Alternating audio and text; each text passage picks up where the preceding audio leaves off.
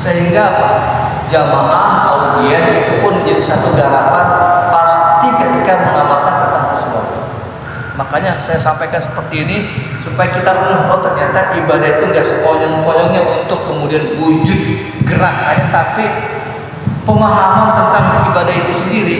Nah kalau kemudian wujud geraknya sudah ada, tinggal penguatan amaliyahnya.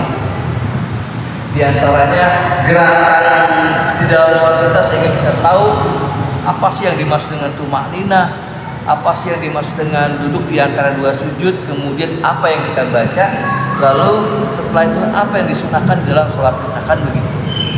Nah, untuk apa kemudian kita lakukan? Untuk menyempurnakan ibadah-ibadah. Jadi selama ini kita berpikir yang namanya ibadah ya sudah, kalau sudah kita kerjakan ya sudah, kan begitu. Berarti hanya mengumpulkan kewajiban. Padahal kesempurnaan ibadah itu bukan hanya mendatangkan kewajiban, tetapi bagaimana kemudian memberikan satu manfaat, maslahat buat diri kita, manfaat dan maslahat untuk diri kita. Fid-dini wa dunya wal akhirah. Nah, manfaat yang bisa kita rasakan bagaimana kemudian kita melatih tarbiyatul qalb. Kita mendidik hati kita untuk selalu lebih bagaimana kemudian menjiwai ibadah yang kita lakukan, lebih menjiwai ibadah yang kita laksanakan. Maka perlu tadabbur. Apa tadabbur? Perlu untuk mendalami hikmah dan hakikat sebuah ibadah tersebut. Maka pantas Allah Subhanahu wa taala menyebutkan dalam ayat ini. Bismillahirrahmanirrahim. Ya ayyuhan nas u'budu rabbakum alladzi khalaqakum walladzina min qablikum la'allakum tattaqun.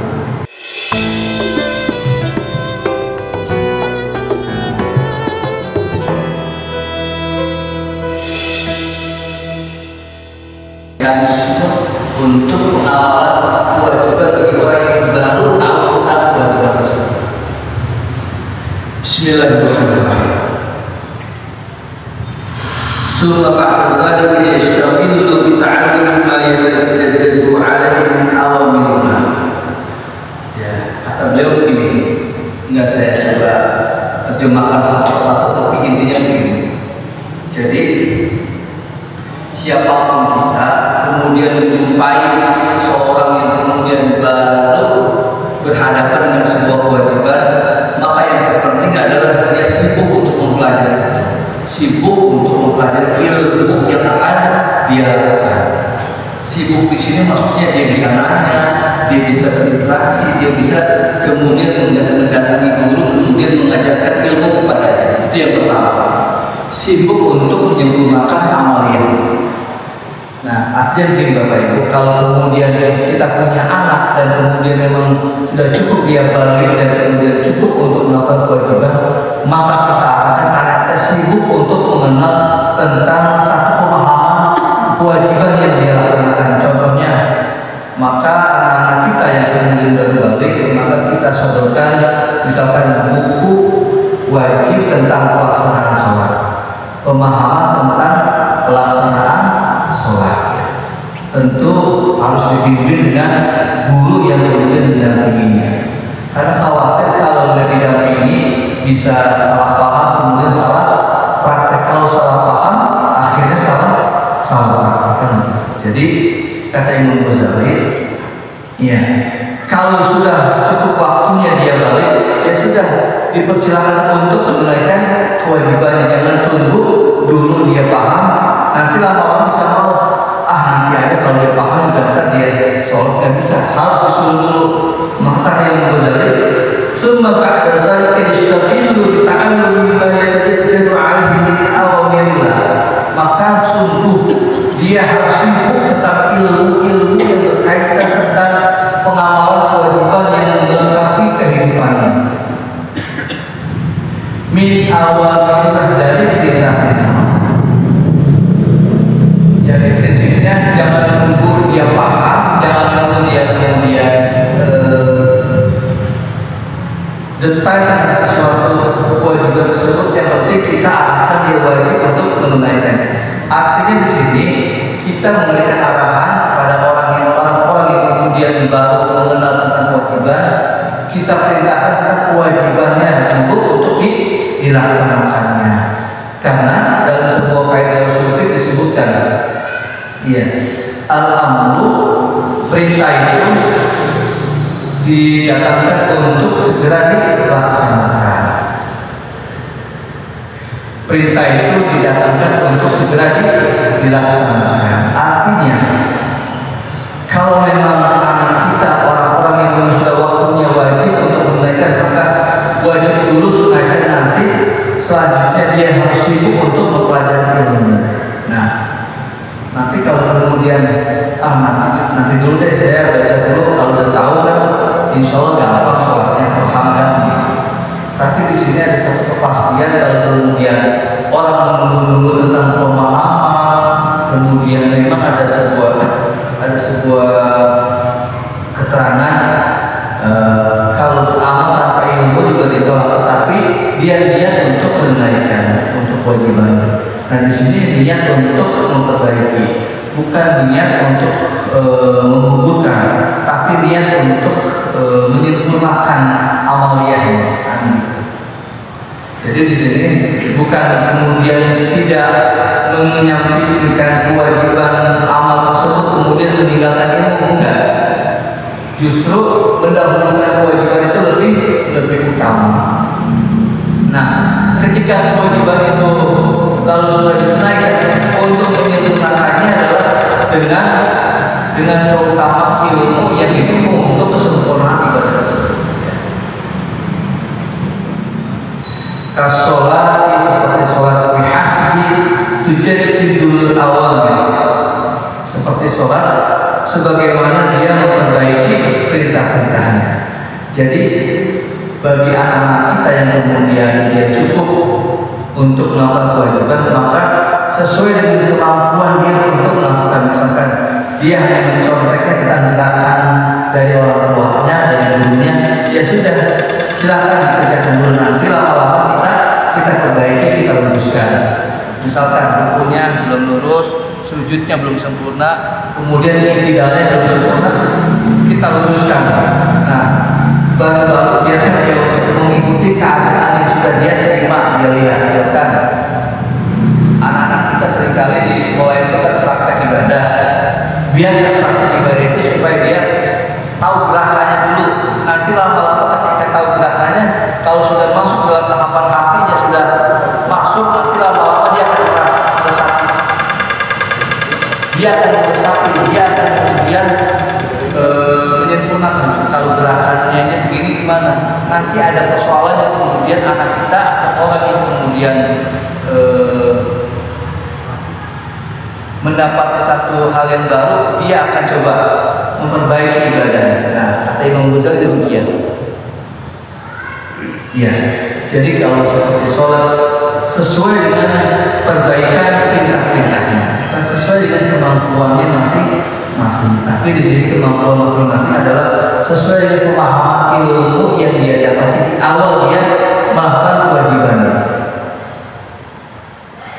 Fata'allamu sholata 'inda wujubiha. Nah, ini yang penting. Maka bagi dia wajib untuk mempelajari ilmu sholat ketika datangnya waktu baliknya. Jadi Bapak Ibu punya semacam punya semacam pandangan ke depan, anak kita nih kalau setahun lagi udah balik nih, suaranya udah mulai berubah, gayanya sudah mulai berubah. Nah, berarti kemudian kalau tanda-tandanya sudah jelas, berarti anak kita wajib untuk disodorkan satu pemahaman tentang kewajiban yang akan dilaksanakan. Ini sangat penting sekali, sebab kita seringkali lupa dan bahkan lalai kalau ketika anak kita sudah sampai balik, lalu kita lupa jelasin bahwa sholatnya begini, rukunya begini, sujudnya begini, kemudian manfaatnya, hikmahnya, kemuliaannya begini. Ini sangat penting sekali kita bimbingan untuk anak-anak kita. Terlebih lagi pada anak-anak kita yang sudah wajib untuk melakukan, terlebih lagi kita fokus untuk memperhatikan bagaimana kemudian dia memahami tentang sebuah kaifiyatus sholat atau kaifiyatul ibadah, tentang tata cara pelaksanaan ibadah. Ya, mungkin ya kalau fikih kan itu lebih banyak kepada praktek. Fikih itu lebih banyak dari praktek ibadah. Fikih itu lebih banyak tentang tata cara prakteknya. Teorinya, ilmunya itu berkaitan tentang sah atau tidak sahnya, itu tentang sholat. Tapi kalau gerakan lebih kepada praktek, kan gitu Pak. Bagaimana rukuknya, bagaimana sujudnya, dan bagaimana tidak dan bahkan tumakninah pada saat ketika di antara rukun satu dengan rukun yang lain. Nah ini perlu praktek. Nah praktek ini perlu dibimbing oleh siapa? Oleh guru-guru yang mumpuni di bidang itu. Nah kata Imam Ghazali, tips yang pertama adalah yaitu jangan menunggu waktu kemudian datangnya kemudian guru mengajarkan, sudah tunaikan kewajiban, nanti dia akan paham bahwa kewajiban itu mesti harus dilaksanakan secepatnya.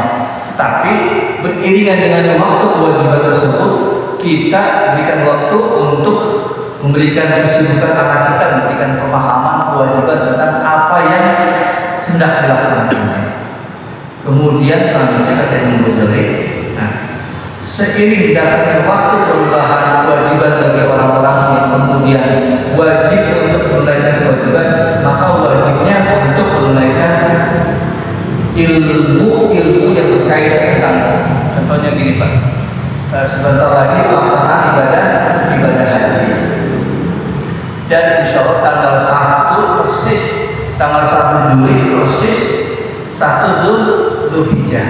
Nah bagi jamaah siapapun yang kemudian punya keluasan rezeki kemudian berangkat haji, maka biasanya kalau orang yang berangkat haji kan biasanya ada acara manasik haji kan biasa. Nah manasik haji itu hukumnya wajib tuh. Kenapa disebut hukumnya wajib? Karena memang berkaitan dengan kewajiban yang akan dilaksanakan. Jadi setiap kewajiban yang hendak dilaksanakan dan bagi kita perlu paham, maka wajib untuk menyempurnakan ibadah dengan mengetahui kaifiyatul ibadah, tata cara pelaksanaan ibadah.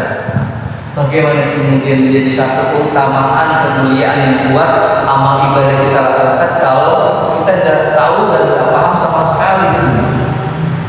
Sebagaimana Allah sebutkan di dalam surah Al-Mujadalah ayat 11, dan bahkan ini sebagai keutamaan dan kemuliaannya orang yang beriman dan menuntut ilmu.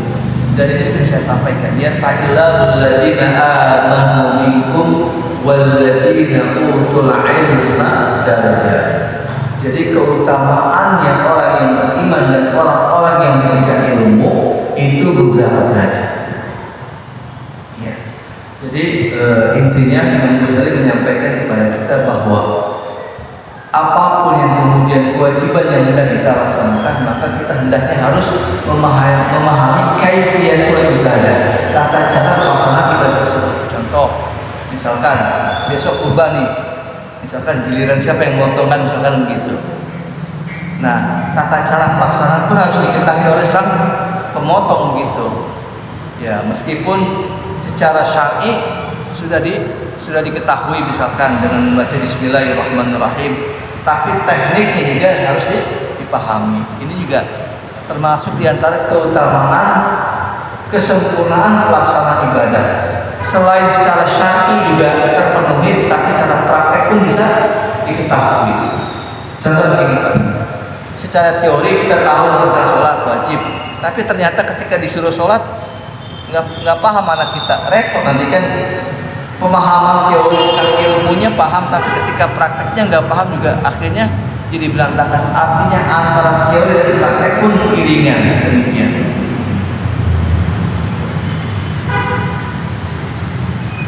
Jadi kata Imam Ghazali, sangat perlu sekali kita mendalami hal-hal yang bersifat kemuliaan, kesempurnaan ilmu dalam ibadah, ilmu dalam ibadah.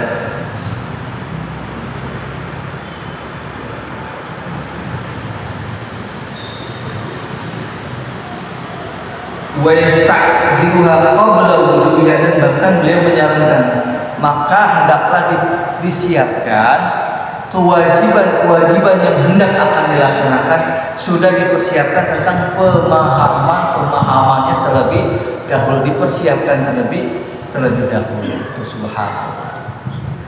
Begini Pak, kita secara logika begini, setiap waktu kita berangkat ke kantor kan begitu Pak, ada yang berangkat ke kantor, ada yang berangkat ke tempat kuliah kita kan begitu. Secara lazimnya kan kita biasanya mempersiapkan begitu. Kalau misalkan yang biasanya ke sawah, biasanya apa yang kita persiapkan? Cangkul, koredan, bendok, golok, dan macam-macam kan begitu Pak. Nah sama, ketika seseorang yang kemudian mempersiapkan untuk menyempurnakan ibadah sebagai kewajibannya, maka dipersiapkan apa yang dia bisa untuk mempersiapkannya. Misalkan dipersiapkan dengan cara apakah dari wudhu terlebih dahulu disempurnakan baru sholatnya kan begitu. Kalau misalkan pelaksanaan ibadah sholat yang kemudian sebelumnya dia baru wudhu kan begitu. Ya. Wa kadzalika asyam, begitu juga tentang pelaksanaan puasa. Saya yakin yang namanya zakat, puasa, sholat itu sudah menjadi satu kewajiban yang setiap tahun kita laksanakan. Tapi memang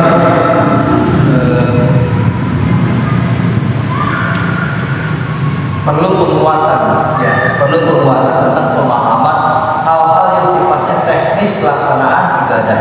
Apa diantaranya itu pemahaman tentang kemuliaan tentang ibadah tersebut, dengan memahami tentang pelaksanaan kesempurnaan ibadah tersebut, dengan memahami keilmuan ibadah tersebut. Saya coba ulang lagi sebuah pemahaman dari sebuah perkataan Ibnu Ruslan dalam Matan Zubatnya. Beliau mengatakan begini, wa kullu man bi ghairi ilmin ya'malu a'maluhu mardudatun la tuqbal. Nah ini sangat penting sekali.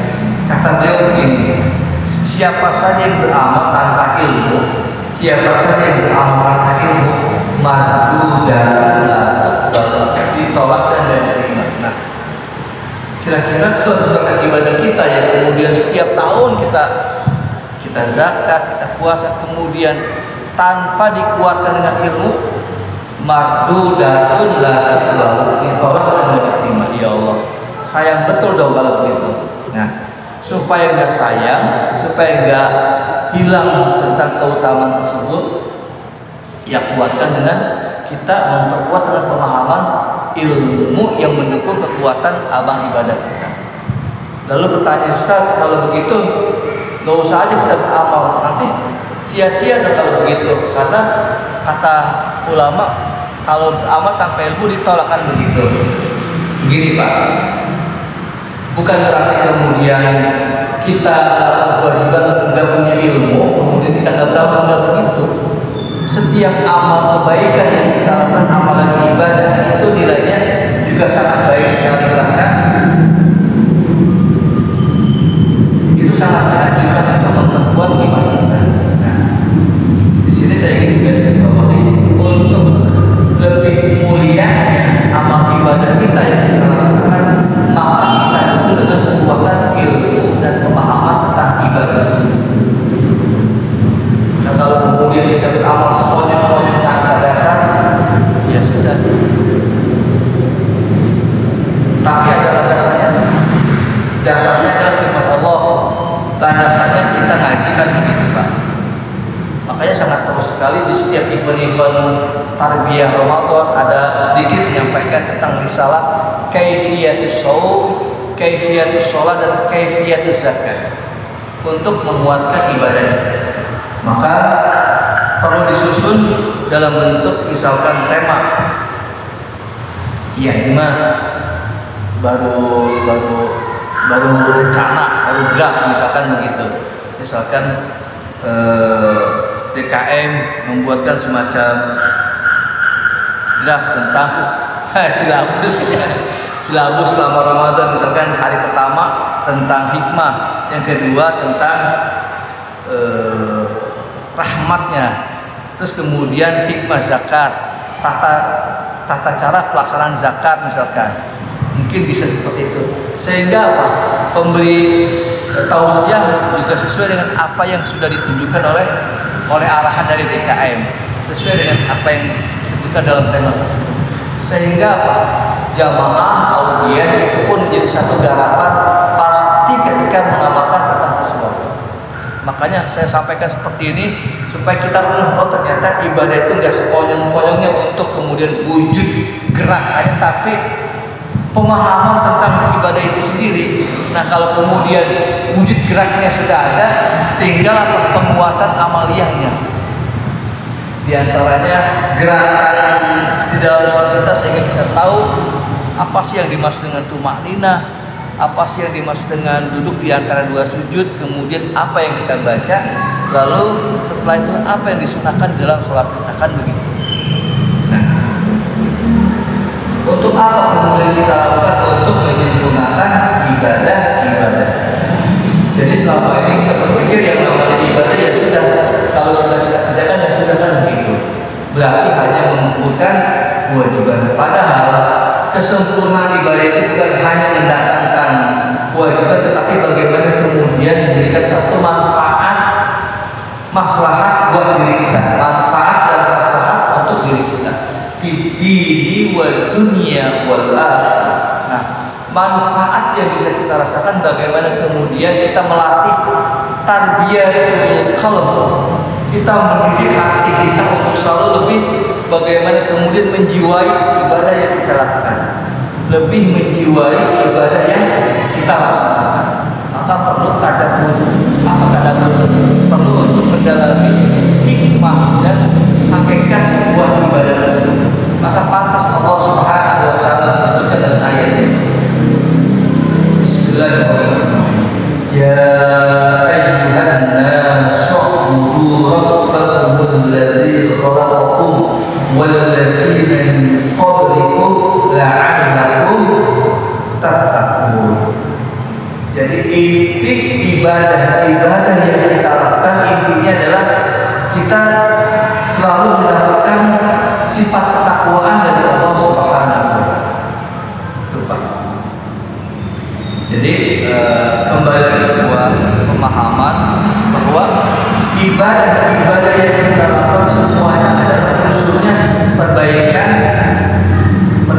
jiwa kita untuk sampai derajatnya tingkat ketakwaan. Nah, takwa di sini adalah ulama menyebutkan yaitu dengan kalimatnya begini.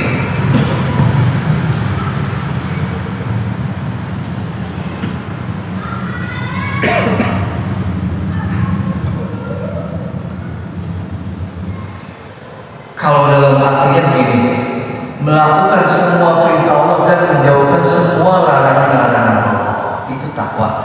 Artinya setiap kegiatan ibadah yang kita lakukan itu bagian dari takwa. Contohnya apa Pak?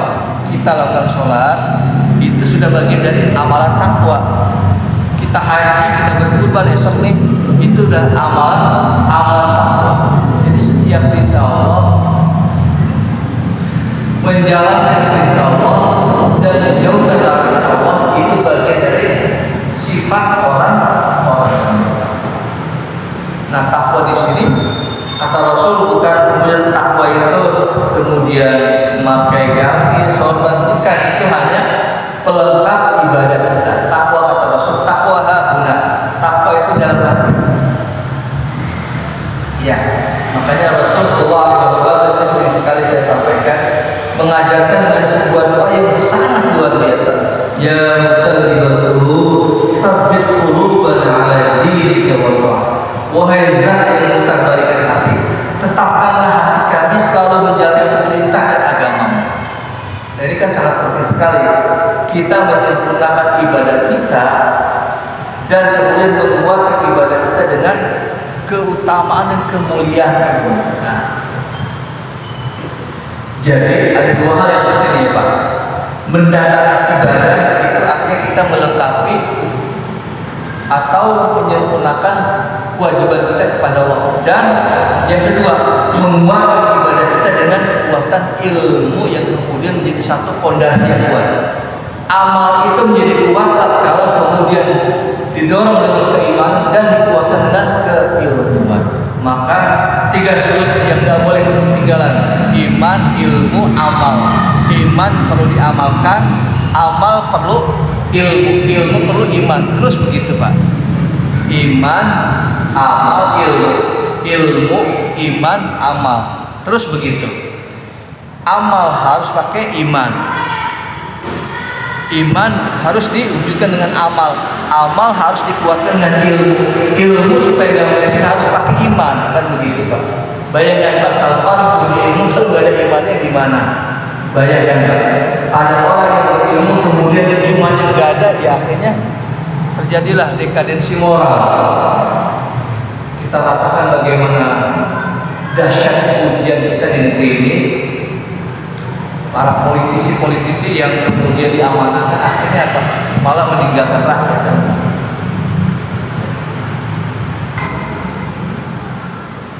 Nah, kata Imam Ghazali begini, ini catatan yang penting. Wala yalzimuhu al-mubadaratu ila ta'allum 'ilmihi. Enggak mesti harus cepat geraknya, tapi ada keinginan untuk melengkapi kekuatan ibadah kita untuk belajar. Artinya begini Pak, kalaupun kemudian proses belajar kita terhambat dengan keadaan kita sudah tua renta demikian kan begitu. Ustaz, kayaknya kalau saya belajar kayaknya nggak mungkin lagi, udah sibuk, udah nyari segala macam buat kebutuhan keluarga kan begitu. Nggak mungkin lagi saya belajar kan begitu. Tapi kata Imam Ghazali bijak sekali, beliau mengatakan wala yalzimuhu al-mubadaratu ila ta'allumi ilmihi. Nggak mesti harus cepat untuk mengambilnya atau mencarinya, tetapi ada keinginan untuk memperbaiki ibadah, untuk mempelajari secara bertahap-tahap. Misalkan begini, Ustaz, dulu memang saya ngaji tapi ngaji kuping, misalkan begitu. Emang dulu memang sistemnya ngaji kuping kan, tapi sekarang nggak mungkin kita ngaji kuping kan. Sekarang udah ngaji kuping, udah ngaji apa namanya ngaji kuping juga kan begitu. Ustaz, kalau sekarang kalau misalkan saya belajar secara intens mungkin waktunya nggak akan kekejar. Tapi bagaimana kemudian kata Imam Ghazali, ya nggak mesti harus cepat untuk memahami, tapi setidaknya ada tahapan-tahapan yang kemudian kita bisa penuhi tentang hal-hal kemuliaan tersebut. Kenapa hal-hal yang tersebut kita sempurnakan supaya ibadah kita di mata Allah itu menjadi sempurna? Karena memang pada prinsipnya kita seringkali ucapkan kalimat inna sholati wa nusuki wa mahyaya wa mamati lillahi rabbil alamin, kan ya, artinya secara prinsip kita punya keyakinan untuk menyempurnakan ibadah. Nah, karena kondisi yang tidak bisa dimungkinkan untuk selalu kemudian seperti anak yang belajar tiap pagi dia pulang sore, nggak mungkin begitu. Tapi ada waktu-waktu yang kemudian disisihkan untuk belajar. Nah, kayak model begini Pak, kita kajian, kita duduk bareng kayak begini nih. Ini kayak begini modelnya Pak. Gak mesti kayak anak-anak berangkat pagi bawa tas kan begitu, kemudian pulang sore. Kalau begitu ya mungkin nanti ya keadaan keluarga kita mungkin gak terpenuhi kan begitu. Mungkin kita sisihkan waktu untuk hal-hal yang sifatnya praktis saja kan begitu Pak. Misalkan begini, Bapak mungkin bisa bersilaturahmi kepada guru-guru yang terdekat untuk kemudian sharing, untuk berbagi tentang pengetahuan, tentang pemahaman praktek dalam ibadah kan begitu Pak.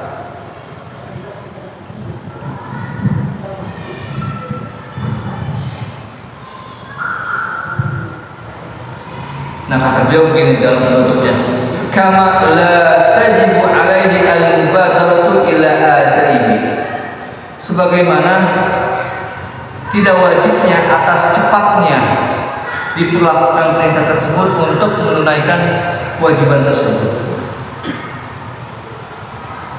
Jadi kata beliau begitu, tidak mesti harus segera untuk mendapatkan ilmu tersebut, sebagaimana tidak disegerakan kewajiban apa yang sudah dipahami. Kalau kemudian ada waktu kemudian kita bisa tunaikan. Kalau kemudian ada waktu kita bisa sisihkan untuk kemudian memperkuat dengan pengetahuan, ya kita perkuat dengan pengetahuan. Di sini ada satu penekanan, kata beliau begini, i'lam anna darajatil ulumi biqadri qadriha min ilmil akhirah. Ketahuilah bahwa derajat satu ilmu sesuai dengan pendekatan dia kepada Allah Subhanahu wa taala. Jadi ilmu apapun yang kemudian dikaitkan tentang pendekatan dia kepada Allah, maka ilmu itu menjadi mulia. Misalkan begini, ada seorang yang ahli akuntansi, misalkan dia ahli di bidang perhitungan, tapi karena memang niatnya untuk kemudian mendekatkan diri kepada Allah, itu menjadi mulia karena dia niatnya untuk mendekatkan diri kepada Allah. Apalagi ilmu yang sifatnya tentang kesempurnaan ibadah, apalagi itu. Nah, jadi derajat ilmu itu tergantung pendekatan tentang kedekatan dia kepada Allah Subhanahu wa taala. Min ilmil akhir, dari ilmu akhir. Nah, Pak, ilmu akhir itu apa, Pak? Ilmu akhir itu apa, Pak? Ilmu akhir itu ya sholat, ya puasa, ya ibadah, itu ilmu akhirat. Kalau ilmu dunia, Bapak lebih paham dah ilmu dunia. Saya tamat kali dipaham nih ilmu dunia. Ya, jadi ilmu dunia itu menjadi sempurna manakala dikaitkan tentang ilmu akhirat. Artinya apa, Pak? Kalau kita seorang karyawan dan seorang pedagang, itu menjadi mulia dagangan kita dan menjadi mulia untuk tugas kita manakala kita kaitkan tentang ibadah kita kepada Allah, gitu. Jangan melepaskan tentang keutamaan kita tentang kehidupan akhirat, sebagaimana Allah sebutkan di dalam surah walal akhiratu khairul laka minal ula, dan sungguh kehidupan akhirat itu lebih mulia daripada kehidupan dunia. Berikut dengan atribut-atributnya. Apakah itu transaksi atau mekanisme dan teknis tentang hal seperti itu, kalau dikaitkan dengan hal-hal yang sifatnya kepada akhirat, itu menjadi mulia. Contohnya nih, Pak, sebentar lagi kan kita Idul Kurban, Idul Adha. Ya, secara dunia itu ada transaksi jual beli hewan kurban. Karena kaitannya tentang ibadah, maka jual beli itu menjadi mulia karena kaitannya adalah bagaimana cara pendekatan hamba kepada Allah dengan cara seperti itu. Transaksi jual beli kan sifatnya duniawi, tapi karena kaitannya tentang ibadah itu juga menjadi mulia. Maka tidak semata-mata kerjaan dunia kemudian hilang, kemudian tidak ada kemuliaannya jika memang ketika itu tidak dikaitkan tentang keutamaan kemuliaan akhirat. Maka menjadi mulia dunia itu ketika dikaitkan tentang akhirat. Walal akhiratu khairul laka minal ula, dan itu secara garis prinsipnya. Maka sungguh kehidupan akhirat itu lebih mulia daripada kehidupan akhirat. Baik, terakhir di penghujung kajian kita ini saya ingin menyampaikan sebuah kesimpulan. Bapak Ibu yang dirahmati Allah Subhanahu wa taala, maka sangat berbahagialah kalau kemudian hari demi hari kemudian kita kuatkan amalia kita dengan ibadah kita, maka sungguh ibadah yang kita lakukan itu sebenarnya memberikan energi keberkahan tentang dunia kita. Ibadah yang kita lakukan, baik sunnah ataupun yang wajib, itu sungguh akan mendatangkan keberkahan tentang dunia kita, keberkahan tentang dunia kita. Nah, berkaitan tentang keutamaan dan kemuliaan ibadah yang kita lakukan, maka dikuatkan dengan kemuliaan ilmu yang kita pelajari, kita pahami. Nah, supaya menjadi mulia, supaya menjadi martabat yang lebih tinggi di hadapan Allah, ya kita pahami dengan sebuah pemahaman ilmu tentang kaifiyat beribadah. Ilmu yang berkaitan tentang Al-Quran. Apakah ada kewajiban untuk mempelajari kitab kuningan gitu? Saya coba menguraikan tentang kewajiban ilmu. Ya, gini Pak, tadi kan sudah saya sampaikan, sholat itu hukumnya wajib kan gitu. Sholat hukumnya wajib, dan lebih wajib lagi adalah mempelajari tentang kaifiatul ibadah, ilmunya.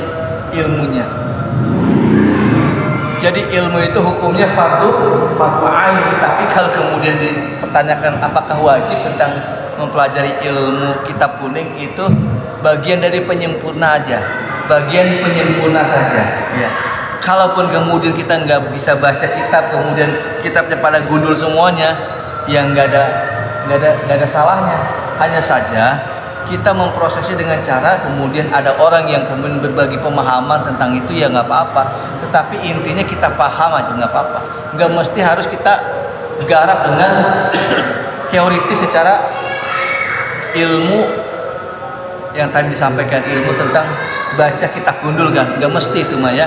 Yang penting amaliyahnya dan teorinya paham seperti itu. Nggak mesti harus wajib untuk melihat langsung teksnya kan. Itu Pak. Gimana Sar? Ya. Kalau dalam manasik haji, iya. manasik haji itu termasuk wajib. Wajib. Manasik haji. Gini Pak. Manasik haji itu maksudnya ilmu yang memaparkan tentang praktek pelaksanaan ibadah, itu kan ilmu. Jadi yang dimaksud dengan ilmu praktek ibadah itu sangat penting sekali, hukumnya wajib tuh bagi siapa? Bagi orang yang hendak untuk melakukan ibadah haji. Jadi saya ulang lagi. Jadi manasik haji menjadi wajib tatkala bagi seseorang yang sudah waktunya dia berangkat haji dan dia perlu untuk bimbingan itu, maka wajib untuk mengikuti hal-hal yang sifatnya ilmu tentang manasik haji, tata cara pelaksanaan ibadah haji. Sangat penting tuh. Kalau misalkan yang lainnya gimana? Sudah tercover kepada orang yang sudah belajar tersebut. Artinya orang yang sudah mendapatkan ilmu bisa mengamalkan kepada yang lainnya kan begitu. Nggak mesti harus satu-satu datang untuk ikuti. Sama halnya begini Pak.